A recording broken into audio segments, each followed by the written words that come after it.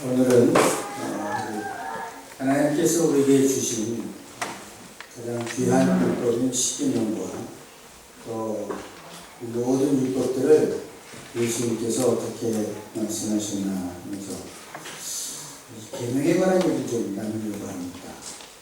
종종 우리가 교회를 다니면서 교회를 처음 나오거나 아니면 교회를 밖에서 보는 사람들이 느끼는 교회는 뭐가 자유롭다기보다는 하지 말라는 게 많다, 그런 이상을 가지고 있어요. 교회 가니까 술도 먹지 말라, 담배도 피지 말라, 뭐도 하지 말라, 하지 말라는 게 많다, 그런 생각을 합니다. 그래서 이 율법이라든가 하나님의 계명을 생각할 때 먼저 뭔가 우리를 구속하는 것이라고 생각하면서 좀 편안치 않은 생각이 먼저 듭니다. 하나님의 법, 율법 또는 계명에 대해서 딱 첫눈이 하지 말아라는 것이 보이기 때문에 그렇습니다.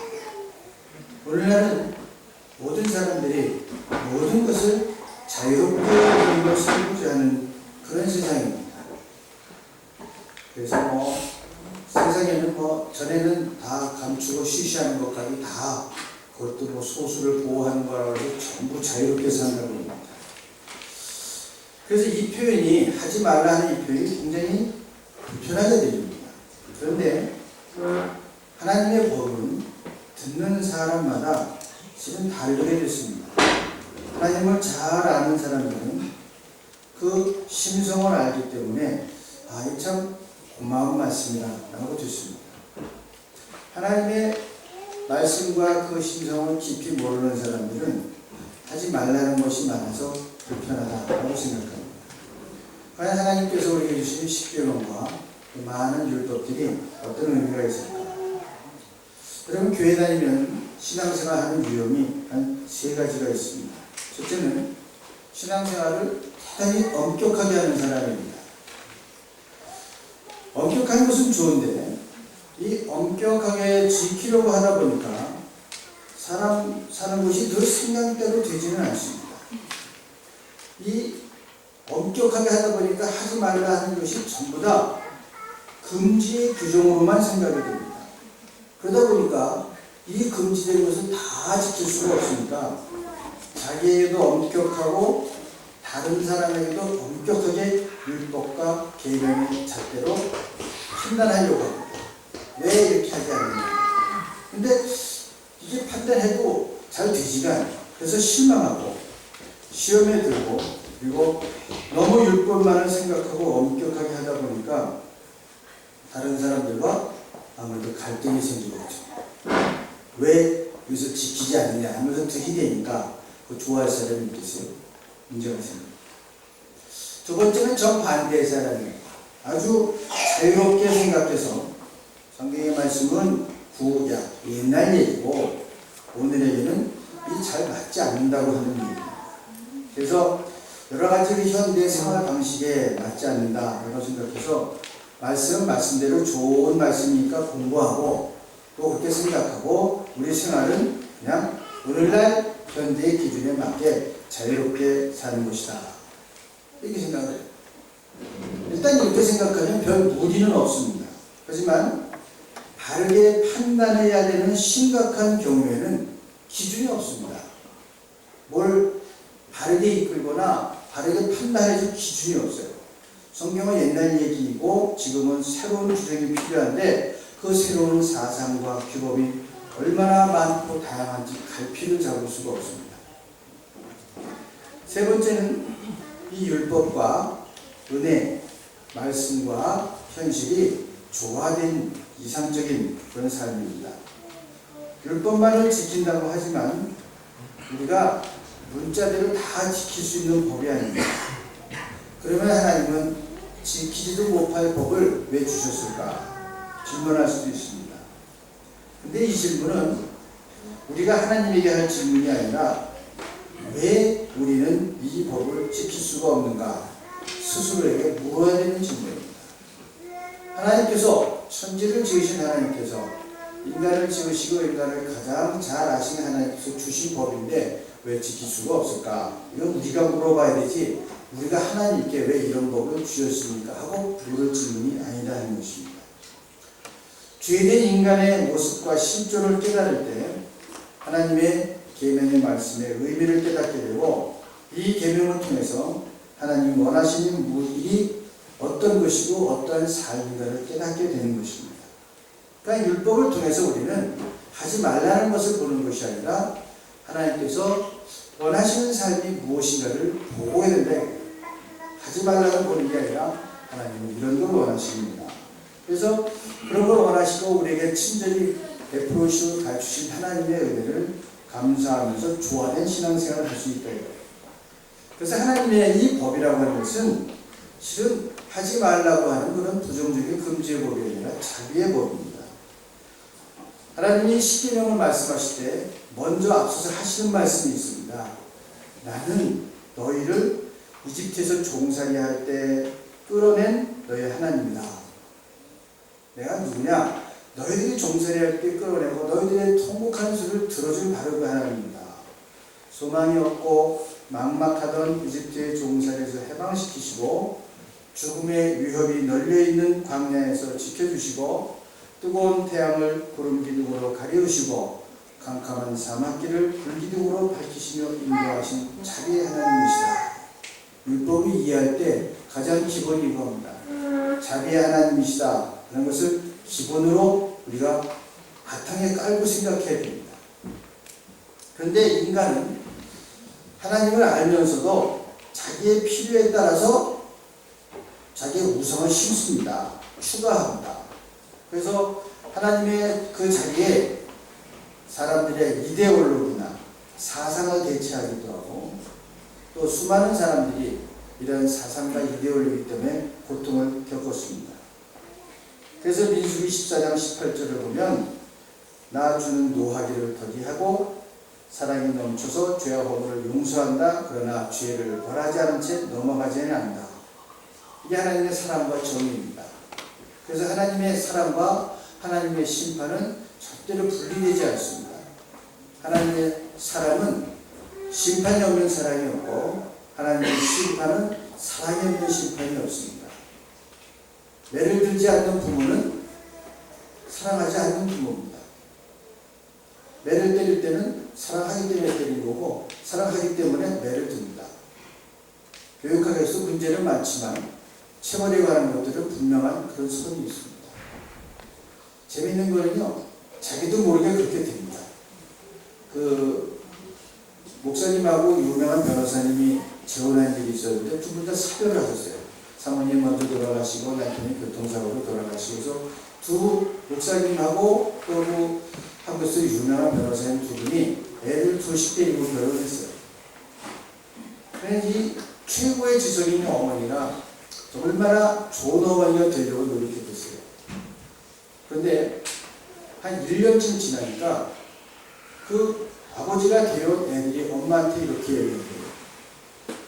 어머니는 왜 우리를 때리지 않으십니까? 뭔 일이 있으면요, 자기가 데려온 애들은 야단치고 때리는데 뭔가 마음에 안 가는 거예요. 근데 애들은 본능으로 느껴. 자기가 낳은 애들은 때려서라도 하지만 우리는 매를 들지 않는다. 그 애들이 1년쯤 지났는데 어머니는 우리를 왜 때리지 않으십니까? 그때 번쩍 정신이 들었더니 야, 사람의 마음이 그렇구나. 똑같이 네 명을 다 사랑한다고 했지만 결국은 사람이기 때문에 자기가 낳은 자식한테 매를 들면서 사랑하지만 낳지 않은 자식한테는 매까지 들면서 사랑하지 않는다. 하나님의 사랑은 항상 이런 징벌과 심판이 있고요. 하나님의 징벌과 심판을 사랑하기 때문에 그런 거예요. 우리가 100% 완벽하다고 하면 하나님의 징계를 받으면서 갈 일이 없습니다. 딴 데로 가니까. 그것도 죽을 길로 가니까. 그럼 어떡합니까? 때려서는 되고 그런 거죠. 바로 이러한 눈으로 하나님의 율법을 봐야지만 이것이 은혜의 법으로 보이고 자비의 법으로 보인다고 하는 것입니다. 하나님의 법은 또한 이 자비를 통해서 우리를 자유하게 하시는 법입니다.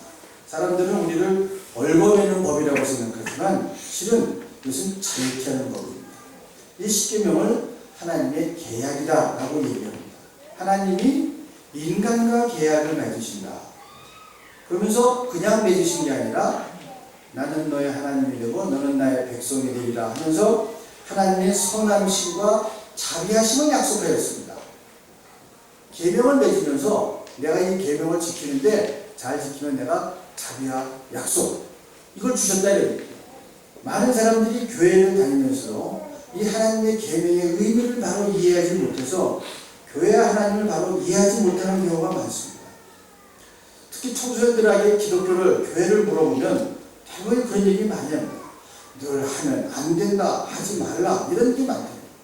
교회는 그냥 하지 말라라고 그런 거가 있다고 생각을 합니다.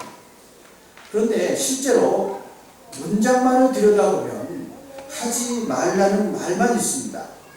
그래서 기독교와 그 교회 생활은 하지 말라는 그런 금지와 명령으로만 이해하고 그 금지와 명령을 지키지 못하는 죄책감과 부족함에 실망하고 실족하고 시험에 들게 합니다.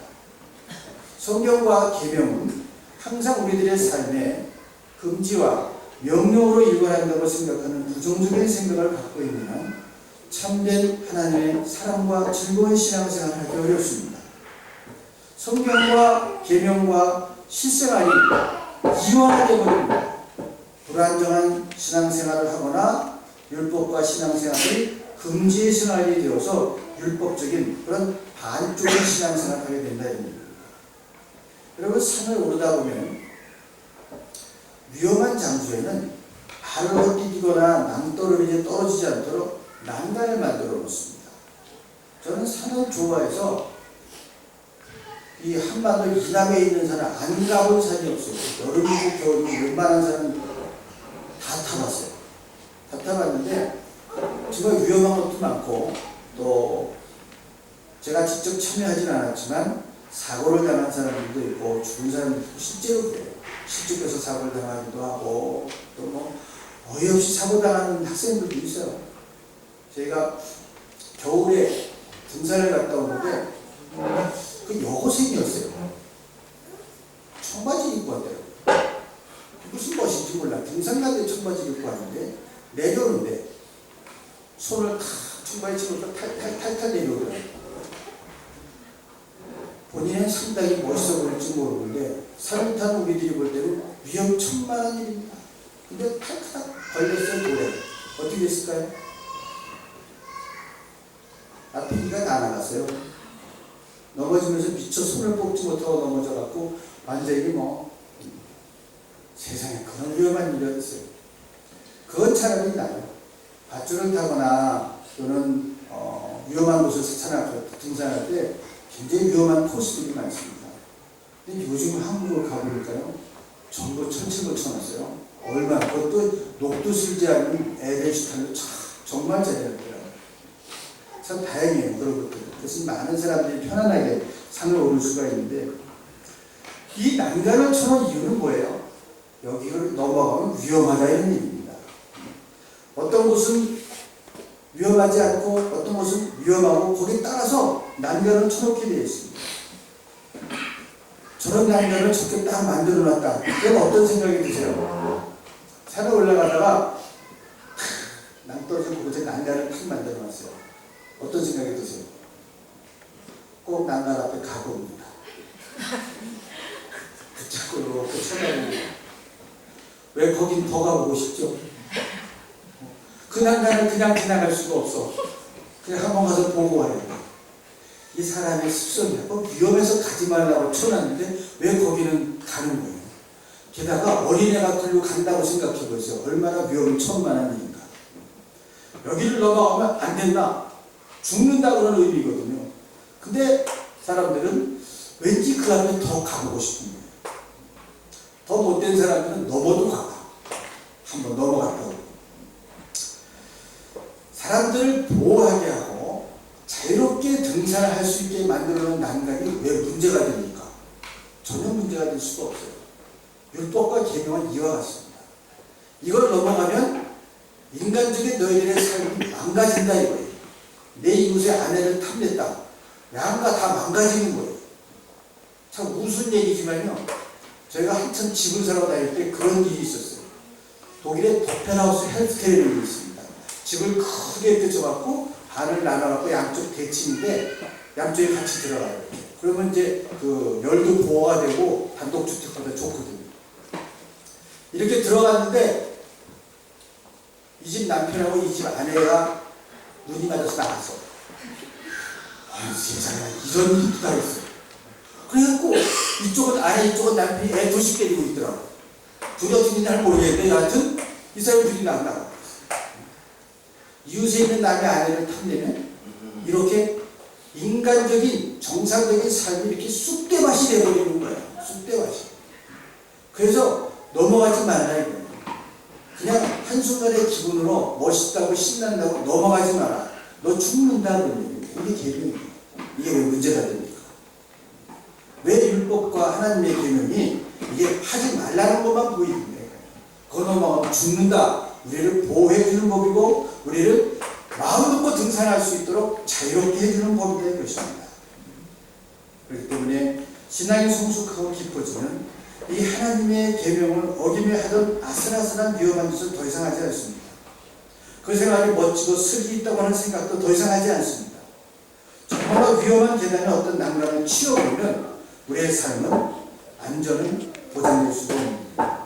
물론 이 난간을 넘어설 때 일어난 일들을 보면서 우리는 섬찟할 때가 참 어이없을 때가 참 많습니다. 하나님이 주시는 참된 자유를 누릴 줄 알아야지 세워놓은 난간이 불편하다고 어리석은 생각을 해서 안 된다고 합니다. 하나님의 법은 또한 행복한 법입니다. 하나님의 법을 생각할 때 우리가 조심해야 되는 게 이겁니다. 잘못 생각하면 하나님이 이 법을 통해서 우리를 꼼짝 못하게 묶어놓으려고 하신다. 이것들하고 우리는 하나님 앞에 꼼짝을 못하겠구나. 이런 생각합니다. 하나님의 법은 우리가 사는 인생의 주범이고 방향이고 척도입니다. 이것을 보고서나면 결코 행복할 수 없습니다. 하나님은 이 법을 잘 기억하고 지켜서 행복한 삶들이 되기를 원하시는 것입니다. 마음대로 하고 싶은 대로 하고 갖고 싶은 대로 갖고 그대로 두어서는 결코 행복에 이르지 못하는 것을 경험을 통해서 신앙의 눈을 통해서 알도록 하는 것입니다. 이를 진정한 행복으로 인도하는 것이 바로 이 하나님의 법입니다. 요한일서 5장 3절은 이렇게 얘기합니다. 하나님을 사랑하는 것은 그 계명을 지키는 것입니다. 하나님의 계명은 무거운 짐이 아닙니다. 이 하나님의 법을 통해서 행복할 수 없는 사람은 세상에 무엇을 채워서도 행복할 수 없는 사람입니다. 며칠 전에 신문에 재밌는 기사가 났더군요. 요즘 TV 드라마를 보면 재벌 안 나오는 드라마가 없어. 숨겨진 재벌, 출생의 비밀이 있는 재벌, 기세, 등 참 재밌던데 몇 개 이렇게 보니까 아주 코드가 있어요. 사람들이 뻔히 알면서도 그거 좋아하더라고요. 그러면 재벌 아내가 되었던 뭐 맨날 그런 얘기예요. 그리고 뭐 한강다리 밑에 꼭 나오고 장면도 꼭 있더라고요. 하도 그런 드라마 나오니까 진짜 재벌 이사가 투고를 했어요. 자기 그 사는 모습들을 찍어갖고 올렸더라고요. 보니까 람보르기니라든가 뭐 벤츠, SM 모델 이런 것들이 외국 스포츠카만 5대를 갖고 타고 다녀요. 기분 나는 대로 바꿔가면서. 시계 하나가 5천만 원짜리를 타고 다녀요. 나는 시계가 그렇게 비싼지 몰랐어요. 그 요즘 이게 도대체 무슨 시계인가 하고 찾아봤더니 이 지구에 자기와 중력이 있잖아요. 그것 때문에도 시계가 뭐 1년에 1초 정도 늦을 수 있다. 그것까지 조절하는 거. 그런 것들이잖아요. 그 시계가 왜 필요한지는 모르겠는데 하여튼 그걸 찾고 다녀요. 그것도 뭐 3개씩 있더라고요. 그리고 뭐 어머니한테 선물한 뭐 명품 가방 뭐 옷 이런 것도 쫙 써요. 이게 자기의 삶이랍니다. 그러면서 밑에 뭐라고 써놨는지 아세요? 무작정 자랑하는 게 아니라 요즘 인터넷과 TV를 보면 돈에 관해서 허영심이나 말도 안 되는 상상하는 사람들이 많아서 경종을 울리고 싶어서 올립니다. 그랬어요. TV에서 재벌 기세를 보면 돈을 펑펑 쓰고 다닌다고 생각할지 몰라도 그 뒤에 스트레스와 자유가 없는 삶을 볼 줄 알아야 합니다. 결론이 뭔지 아세요? 나는 돈이 많아서 행복했다고 생각한 적이 단 한 번도 없습니다. 하나님의 법 가운데서 진정한 자유를 누리지 않는 한 다른 무엇을 채워서도 행복할 수 없습니다. 제가 이런 얘기 해도 그래도 제법이세 배봤으면 좋겠다는 게 우리 생각이건 다고 알아. 그러나 분명히 알고 있어요. 성경의 말씀은요, 이 하나님의 법을 우리가 그 안에서 자유를 누리지 못하는 한 무엇을 아무리 지어도 행복할 수 없다고 하는 것입니다. 그래서 하나님의 법은요, 사랑의 법입니다. 예수님은 이 사랑의 법을 우리에게 가르쳐 주셨어요. 가장 큰 계명이 뭐냐? 구약 전체를 딱 두 마디로 요약하신 거예요. 하나님을 사랑하고 이웃을 사랑하는 것이 가장 큰 계명이다. 이 하나님을 경배하기 위해서 우리는 적당한 시간과 장소가 필요해서 주일에 교회에 모여서 하나님을 찬양합니다. 하나님은 우리가 하나님으로 만나기를 원하십니다. 기도의 시간이 필요하고요. 이 기도의 시간을 통해서 우리를 기도하시는 하나님을 만나고 내가 누구인지 왜 무엇을 하려고 하는지 하나님 앞에서 나를 볼 수가 있습니다. 사람들은요, 임종의 시간을 맞을 때 대개 무엇이 옳았고 무엇이 틀린가를 분별할 수 있게 된다고 합니다. 왜? 그 시간은 어떤 거짓도 어떤 술수도 통하지 않는 가장 진실한 시간이기 때문입니다. 그렇게 인생을 살 수 있다면 얼마나 좋겠습니까? 어제 혹시 여기 우리 권사님 집사님들은 그 세대일 것 같아요. 소설가 최인호 씨가 68세를 돌아가셔서 영전 미사를 드렸습니다. 별들의 고향으로 다 기억하고 있는 저희 세대에 참 좋은 문학가였습니다. 천주교 신가이기 때문에 영동신도에서 영경시를 했는데 5년 동안 암으로 투쟁하다 돌아가셨는데 마지막 그 임종 예배 때 그분 하신 말씀이 뭔지 아십니까? 감사합니다. 감사합니다. 제가 참 좋아하는 수술가고 또 저희 같은 대학에서 또 그분 처음 시작들을 읽었던 사람이기 때문에 과정들을 참 잘하는데 어머니 돌아가시고 나가서 이제 카톨릭에 해서 명사를 받으셨는데 그 많은 세월과 그 많은 자기의 삶을 딱 정리하는 말이 그거였어요. 힘든데도 웃으려고 애쓰면서 마지막 말이 감사합니다. 난 그래서 그분의 모든 삶과 소설들을 다시 한번 생각하게 됐어요. 결국 여기서 마치는구나. 우리들의 삶이 여러분 돌아보면서 감사합니다라는 말씀으로 끝날 수 있기를 바랍니다. 한이 맺혀서 두 주먹을 꽉 쥐고 가는 사람이 없기를 바랍니다. 하나님은 사랑의 하나님이시고 우리에게 주신 모든 규정들은 사랑의 법입니다. 이게 감사할 수 있어야 되고요. 내가 그런 마음으로 사랑을 만날 수 있어야 되고요. 자기에 대해서도 이웃에 대해서도 내가 하고자 하는 것에도 진실한 그런 마음으로 만날 수 있어야 된다는 것입니다. 그래서 하나님의 계명은 우리를 하지 말라고 해서 척박하게 만드는 것이 아니라 우리를 자유롭게 하고 풍요하게 하는 법입니다. 쉽게 말하면 우리들의 삶에 자유한 공간을 마련해 줍니다. 바로 그곳에서 삶의 풍요함을 담을 수 있기 때문입니다. 어떻게 살아야 참된 삶의 풍요함을 누릴 수 있는지 말해주기 때문입니다. 이 하나님의 법을 삶의 방향과 그릇으로 삼는 사람은 복이 있습니다. 하나님이 주신 모든 복을 담을 그릇이 바로 이 그릇입니다. 그러나 이 계명을 벗어나서는 아무리 담아도 담아지지 않고 오히려 짐이 되고 부담이 되고 불행의 근원이 됩니다. 돈이 많아서 불행해진 사람들이 있습니다. 너무 건강해서 바람피다 불행해진 사람이 있습니다. 너무 명예가 권력이 많아서 불행해진 사람들이 있습니다. 없는 사람들이 볼 때는 그래도 가졌으면 좋겠다 생각할지 모르지만 갖고 불행해진 사람은 더 고칠 여지가 없습니다. 다 갖다 버리지 않는 한 다시 돌아올 수가 없어요. 이 계명의 말씀의 그릇에 주신 것을 담으면 그것이 바로 행복입니다. 그래서 산업화되고 현대화되고 살기가 좋은 곳에서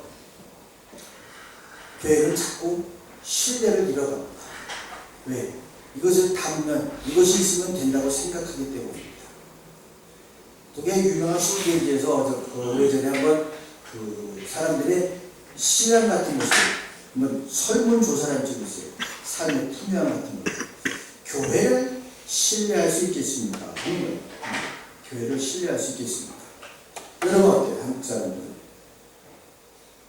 아직은 그래도 신문지상에 뻥뻥 터지는 교회 문제가 있지만 사실 더 많은 분들이 농어촌교회에서 낙도에서 10명, 20명, 30명을 섬기면서 시작에 하나님 나라를 전하고 목회를 하고 계십니다. 터지는 사람들은 아주 극소수에 불과합니다. 또 교회는 우리들의 희망입니다. 유럽에서는요, 교회를 신뢰할 만합니까? 그러면 가장 높은 퍼센트가 어디 나오냐면 그리스예요. 81%가 나옵니다. 교회는 신뢰할 만하다. 살기가 어려서 그런지 모르지만, 전통이 있어서 그런지 모르지만 교회에 대해서 국민들이 신뢰합니다. 포르투갈 같은 경우도 마찬가지예요. 가난한 나라예요. 유럽에서 지금 가장 어려운 나라지만 거기도 교회가 신뢰할 만하니까 74%가 나옵니다. 독일? 얼마쯤 나왔을 거예요. 그래서 독일은 국가교회는 아니지만 폴크스키르케라고 해서 교구제로 전국에 다 교회가 있는 그런 나라죠. 교회가 신뢰할 만합니다. 43%예요. 프랑스는 37%, 벨기에는 30%. 그리고 교회가 모든 사람들에게 3분의 1도 안 믿는 사람이 3분의 1도 안 된다. 지금 심각한 거 아닙니까? 살기가 편하고 담을 게 많고 이걸 담으면 행복해질 것 같다는 것이 많은 나라일수록 교회에 대한 신뢰가 떨어집니다. 또 복잡해지는 현대 사회에서 교회가 적응하지 못하고 있는 것일까? 구약 성경에 이런 십계명이라든가 율법 이런 것들이 이게 구시대 유물인가? 이런 생각이 들기도 하는데 그렇지 않습니다.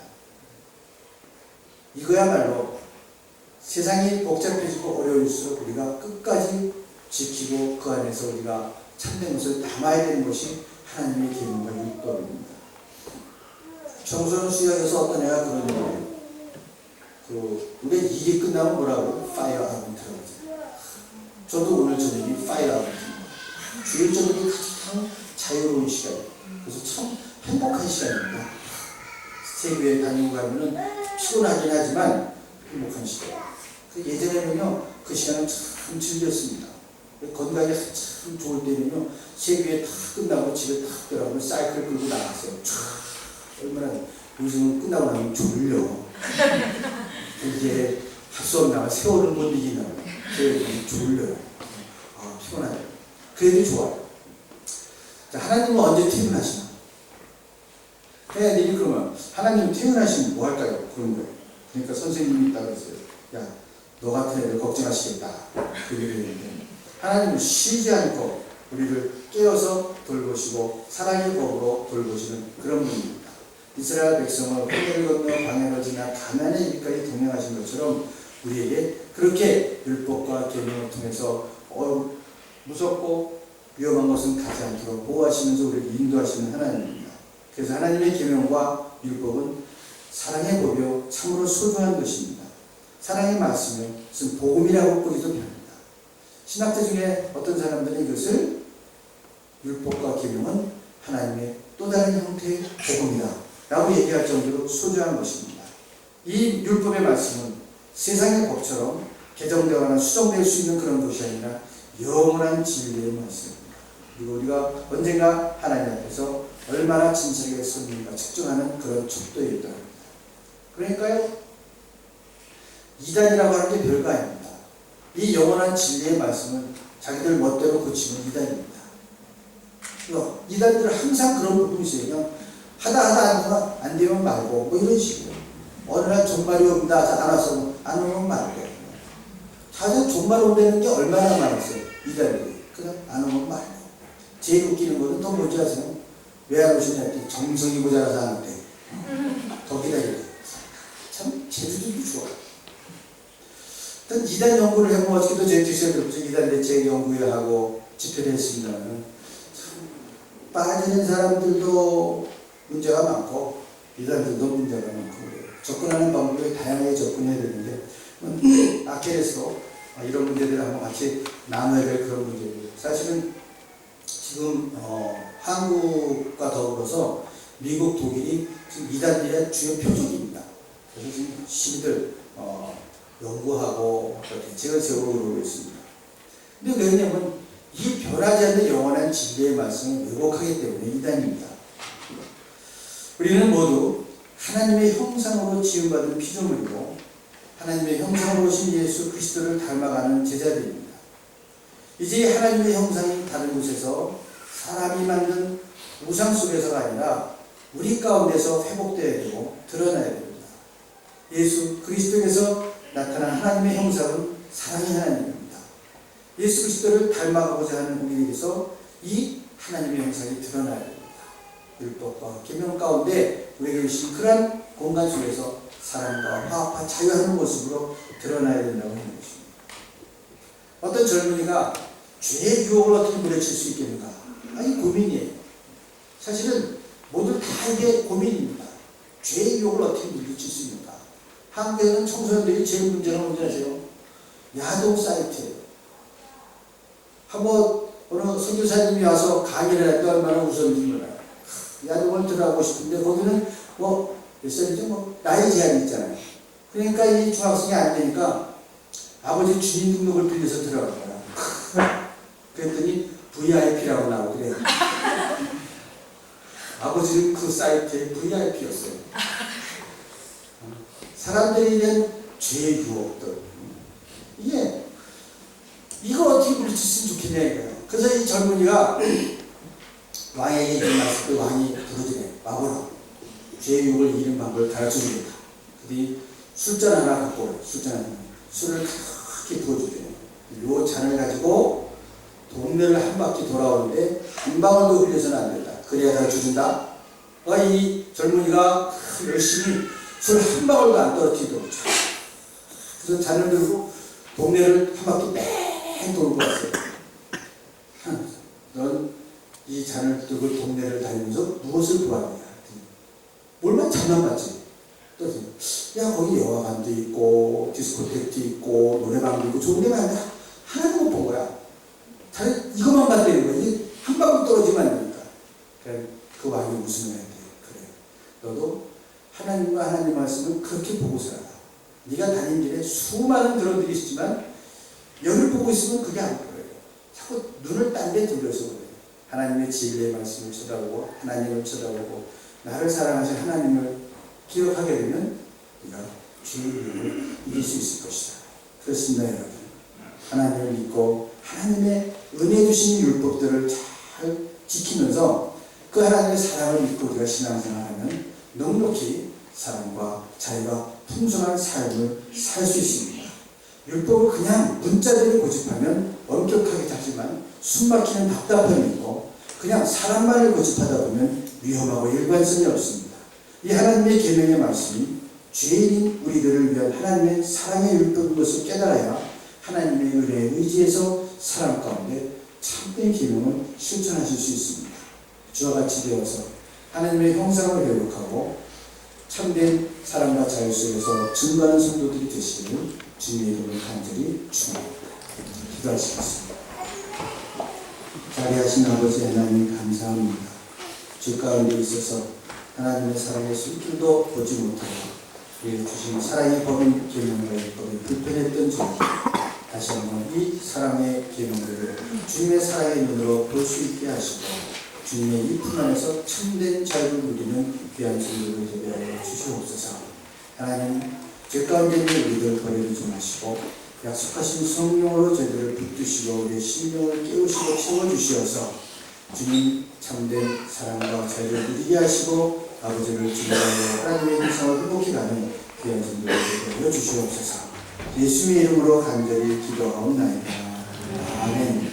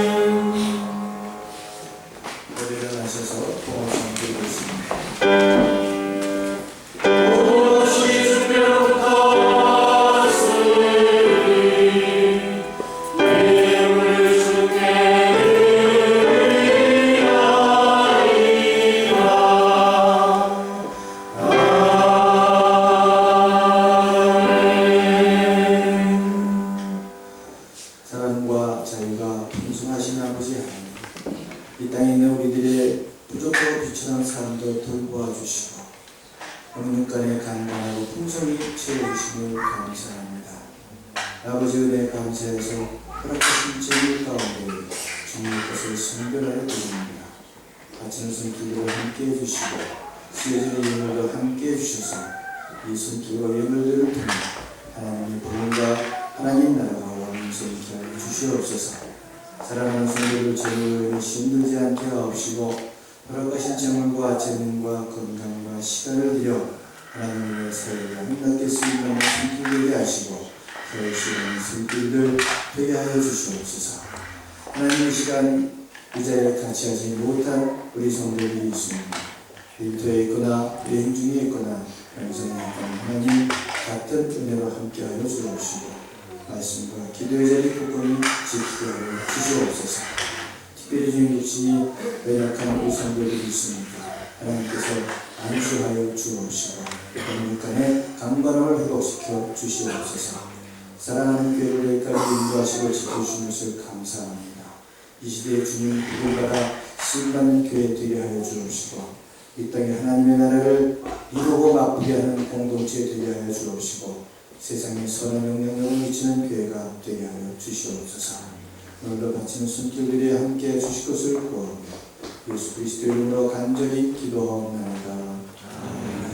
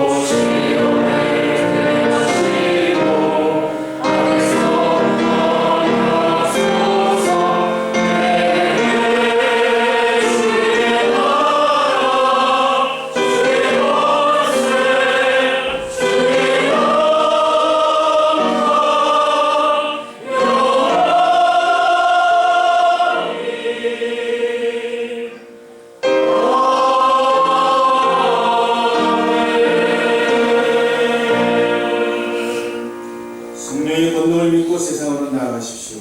여러분의 착한 행실을 통해 하늘에 계신 아버지를 찬양케 하십시오. 주께서 여러분을 통해 선교를 계속하십니다. 이제는 우리 구주 예수 그리스도의 은혜와 아버지 하나님의 무한하신 사랑하심이 성령이 감동 교통케 하시니 여기 모인 당신의 사랑하는 백성들 위해 지금으로부터 영원토록 함께하여 주시기를 간절히 축원하옵나이다. 아멘.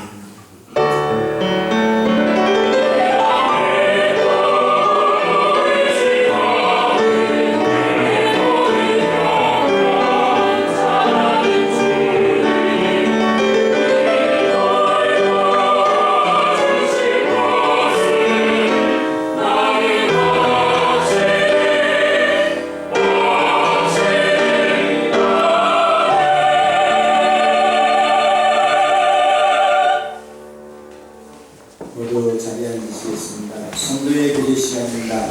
주의는 분들과 인사 나누었습니다. 한 주라도 주 안에서 평안하였습니까? 주님의 평강이 여러분들과 함께 하시기를 기원합니다. 네.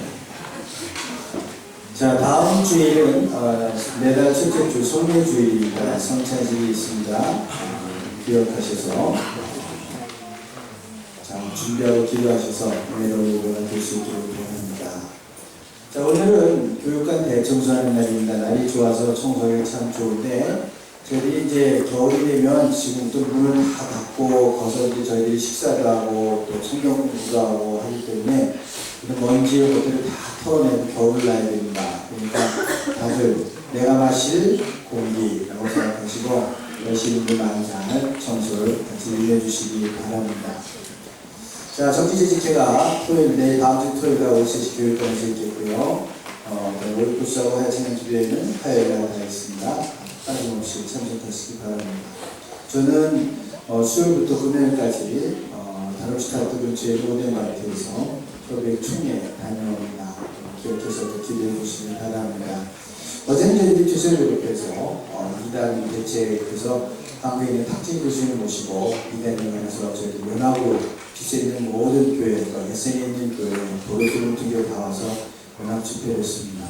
밖에는 아무래도 멀리 있어서 그런 피해가 별로 없습니다만 슈투트가르트라든가 요즘 슈투트가르트는 프랑크푸르트, 벨린, düsseldorf 이게 지금 가장 지금 우리 이단들이 성행하는 곳들입니다. 요즘 한국 이단에는 어떤 게 있는가 하면 국내보다 외국에서 더 열심히 활동합니다. 그리고 이단 이름들이 다 다양하게 청소년 선교협회를 일으켜왔기 때문에 알아볼 수가 없습니다. 그래서 저희들도 목회자들이 지금 그걸 연구를 하고 있는데 지금 저희들도 이 신천지 이런 데로부터 전화를 받고 편지를 받고 지금 계속 그런 일들을 저희들이 겪고 있습니다. 혹시 여러분들 가운데서도 목사님한테 알리지 않고 조용히 와서 성경 공부 같이 하자고 그러든가 괜찮은 일인데 뭐 잠시 쉬는 동안 2달간 이런 일이 있으면 빠짐없이 저한테 알려주시고요. 그 다음에 안성의 하나님의 교회 같은 경우는 설문지를 갖고 다가옵니다. 같은 우리 신앙생활에 설문조사하고 설문이라는데 그런 설문지 한번 가서 그 다음에 다른 얘기 하거든요. 설문지 조사한다고 그러면 여러분 그것도 조심하시고 몇 가지 유형들이 있습니다. 그래서 그런 것들 각별히 조심해요. 하여튼 특히 그 교수님이 얘기하시는데 마약하고 똑같다고 그래요. 일단 빠지고 나서 조치를 취하려면 너무 늦대요. 예방이 제일 중요하니까 주위를 잘 돌아보시고 그런 일이 없도록 예방을 할 수 있도록 미리미리 해서 저희들이 그 동영상이 전부 다 완성이 되면은 아킨스 여러분 같이 하고는 같이 저희들이 강의를 들을 예정입니다. 그러니까 뭐 아끼는 그런 사례가 없는데 düsseldorf이나 벨린이 되게 심하거든요. 그래서 그런 것들을 여러분이 기억하셔서 잘 돌아보시기 바랍니다. 자, 제가 오늘 오신 분을 소개해드리겠습니다. 윤예술 자매님 오시 어디 계세요? 네, 반갑습니다.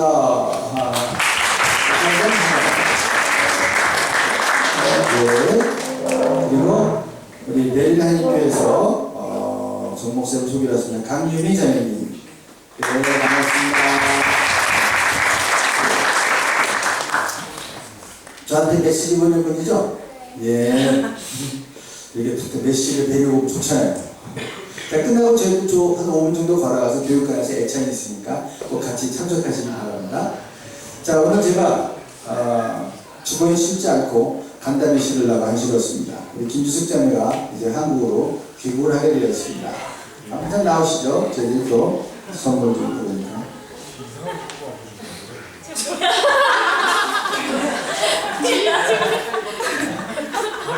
그동안 저희 교회에서 반주로 섬기고 찬양으로 섬기고 또 단기 선교를 섬기고 또 공부를 잘 마치고 한국 일단 귀국하게 됐습니다. 다음에 귀국해서 잘 모르겠어요. 기도 중에 시집을 갈지 다시 공부를 할지 왜 웃어요? 우리 같이 기도하고 있는데 하여튼 저에 비해서 참 소중한 일들을 많이 감당했기 때문에 보내는 마음으로 전체적으로 참 무겁습니다. 하여튼 저희 교회에서 저녁 기도회를 담은 주사를 받으시고요. 저희 교회를 많이 기도해 주시고 여러분들도 우리 주중한 안날을 기억하고 기도해 주시기 바랍니다. 인사 말씀드리겠습니다.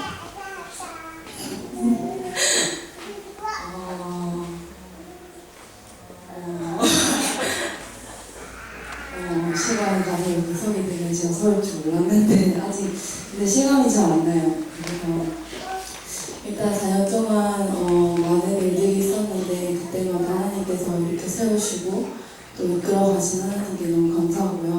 또 그때마다 필요한 동력자들을 허락해 주셔서 이렇게 함께 서로 동력하게 하시고 저의 있는 모습 그런 시끄럽고 소리 지르고 그런 모습까지 다 있는 그대로 사랑해 주셔서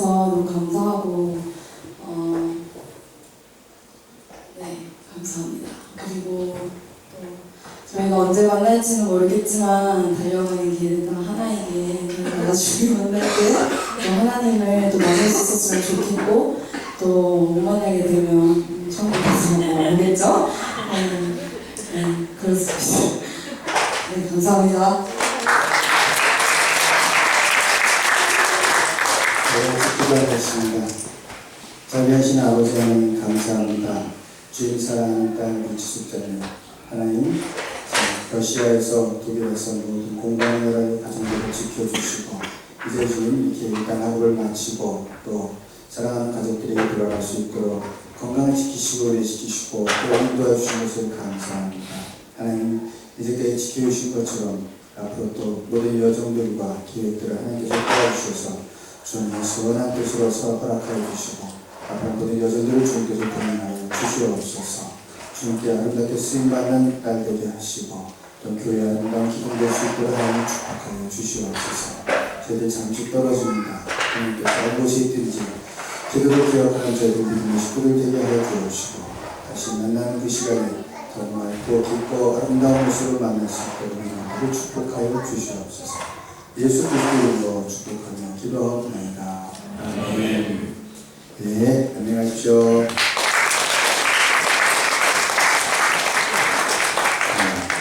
울지 않겠다는 약속을 지켰습니다. 러시아에서는 울어갖고 비행기 놓칠 뻔했다. 예, 제가 한번 또 소개해드릴 분이세요. 다들 편안하시고요. 지현이 형님, 인사해보세요. 반갑습니다. 잘 지내셨어요? 네. 조지 유수님 한국 잘 다녀오셨어요?